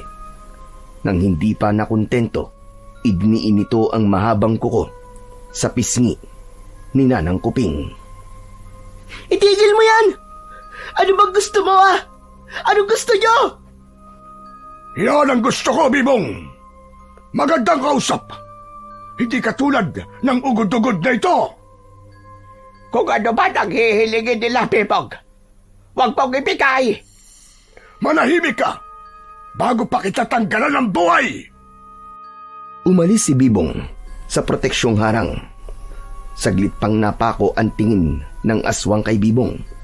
Mula sa kanyang bibig ay lumabas ang isang malagkit at mahabang dila. Sabihin mo! Sabihin mo kung anong gusto mo! Ibibigay ko sa itong dalawang to bago ibigay mo sa akin ang sagradong libro! Bumaling si Bibong kay Nanang Kuping at umiling ito. Tumalikod si Bibong. Sa kanya kinuha ang sagradong libro sa proteksyong harang na kanyang ginawa mula sa dasal. Wag! Wag, Bibong! Huwag mong ibibigay yan sa kanya! Nakikiusap ako sa iyo! Wag! Iniabot ni Bibong ang banal na aklat. Nang akmang aagawin ito ni Mang Roger, mabilis na gumalaw si Bibong. Agad niyang sinaksak ang aswang at tumama ang punyal sa tagiliran ng halimaw. Napasigaw si Mang Roger sa labis na sakit. Dumaloy ang maitim na dugo nito at agad siyang umatras dahil sa naramdamang sakit. Sunod-sunod na sumalakay ang iba pang mga aswang. Ang kanilang mga kuko ay parang mga patalim, ngunit Maliksi ang batang santigwar na si Bibong. Bawat gapang at sibad ng mga halimaw ay naiiwasan niya. Minsan ay nakakauna siya ng saksak at tumama sa braso at agad na umalingaw-ngaw ang nakakabinging hiyaw. Minsan na may sa tagiliran o leeg at nag-iiwan ng sugat na nagbubuga ng usok na parabang sinusunog. Habang tumatagal, ramdam ni Bibong ang bigat ng laban, ngunit kasabay nito'y lalong tumitindi ang alab ng kanyang tapang. Hayop kang batang santigwar ka! Kinagalit mo talaga ako! Galit na kinuha ni Mang Roger ang tatay ni Bibong at balak na itong saksakin gamit ang mahahabang kuko nang may bumato sa noo nito. Melchor! Nandito ako, Bibong! Para tulungan ka! Paano ka nakaalis sa pagkakagapos? May tumulong sa akin! Ako ang tatay mo, hayop ka, Melchor! Kaya dapat akong tinutulungan mo! Hindi ang mga yan! Masama ka! Kaya dapat ka lang maburas sa mundo! Kasama ng mga alagad mo! Hindi! Hindi ako papayag! Sumugod ang aswang. Lumundag ito ng napakalakas. Mas mabilis, mas mabagsik. Pero pinaghandaan niyo ni Bibong. Sa isang mabilis na hambalos, tumama ang punyal sa balikat ng aswang. Dalhin mo, Melchor! Kunin mo si tatay at nanang Kuping! Ako nang bahala dito! Sige na! Bilisan mo! Alam mo ba, anong klaseng punyal ang sumugat sa iyong aswang ka? Huwag kang magsaya, dahil kahit ilang sugat pa ang gawin niyo sa akin, ay kaya-kaya ko itong pagalingin. Talaga ba? Ang sandatang hawak ni Bibong ay hindi isang karaniwang punyal lamang. Tinatawag itong punyal ng mahabaging pinagmulan ng aming lahi. Isang sagradong pamana mula pa sa mga kanununuan namin. Sinasabing kasabay itong nilikha ng unang maisulat ang banal na libro ng mga santigwar upang maging kapatid na sandata nito laban sa mga nilalang ng dilim na kagaya ninyo. Sa mismong kahoy na hawakan, nakaukit ang mga sinaunang baybayin, mga sumpa na tiyak nasisira at magpaparusa sa sino mang halimaw na tatamaan ng talim nito. Anong ibig mo sabihin? Ang ibig sabihin ni nanang Kuping ay katapusan niyo na! Lumuhod si Bibong sa gitna ng bilog na proteksyon. Maigpit na hawak ang banal na aklat ng mga santigwar. Sa mabigat na tinig, sinimulan niyang basahin ang nakasulat na mga dasal. Unti-unting umalingaw-ngaw ang kanyang tinig sa buong paligid. Mula sa mga pahina ng aklat, sumiklab ang nakakasilaw na liwanag at ang katawan ni Bibong ay nabalutan ng asul na apoy na hindi nakakasakit sa kanya, kundi nagpoprotekta. Habang lumalakas ang kanyang pag-usal ng dasal, lalo ring tumitindi ang pagliyab ng liwanag. Nang abutin ng dasal ang rurok nito, nagsimulang lumiyab at umusok ang mga katawan ng mga aswang. Ang kanilang mga balat ay nagkabitak-bitak. Ang kanilang hiyaw ay umalingaw-ngaw sa buong paligid at isa-isa silang natupok sa apoy ng dasal hanggang sa pumutok ang isang malakas na liwanag at sa isang iglap, naglaho ang lahat ng mga aswang, liban kay Melchor. Bago pa ito makakilos, mabilis na sumulpot si Nanang Kuping at mariing itinapat ang matalim na kutsilyo sa leeg ng bata. Isa ka ring aswang, hayop ka! Dapat ka ring mawala! Wag! Wag, nanang Kuping! Mabuting aswang po si Melchor. Tinulungan niya po tayo.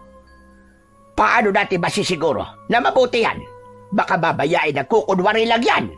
Kampon pa rin siya ni Satanas. Hindi po, nanang Kuping. Mabuti po si Melchor dahil kaibigan ko po siya. Nalimutan niyo po ba, nanang? May dasal ang mga santigwar na para lamang po sa mga masasamang aswang. Ang mga nilalang na puno ng kasakiman ang naglaho po sa liwanag.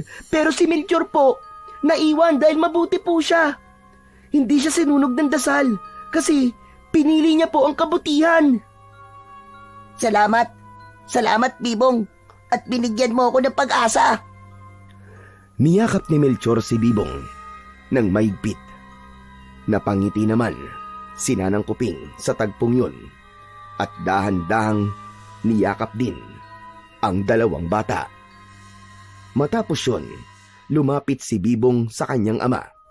Marahan niyang hinawakan ang mga sugat sa katawan ni Manggoyong.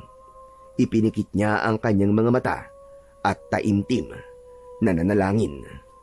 Mula sa kanyang mga palad, kumislap ang malamlam na liwanag na dumaloy papunta sa mga sugat ng kanyang ama. Unti-unting nagsara ang mga ito at kalaunan ay naghilom na parang walang bakas. Dahan-dahang iminulat ni Manggoyong ang kanyang mga mata. Nang makita niya si Bibong, napangiti siya at agad na niyakap ang anak ng maigpit. Hindi nagtagal ay niyakap na rin nila si Melchor at Nanang Kuping. Sino pala ang tumulong sa'yo na makawala sa gapos, ha, Melchor? Mga kaibigan kong sigbin. Pero, wag po kayong matakot ha. Mabait po siya. Ngayong wala ka ng kasama, Melchor, na mga aswang, masaya ko natanggapin ka sa pamilya namin. Kahit po, galing po ako sa lahi ng mga aswang, tanggap niyo pa rin po ako. Kahit galing ka pa sa lahi ng aswang, Melchor, anak na rin ang turing ko sa'yo, kaya tanggap kita.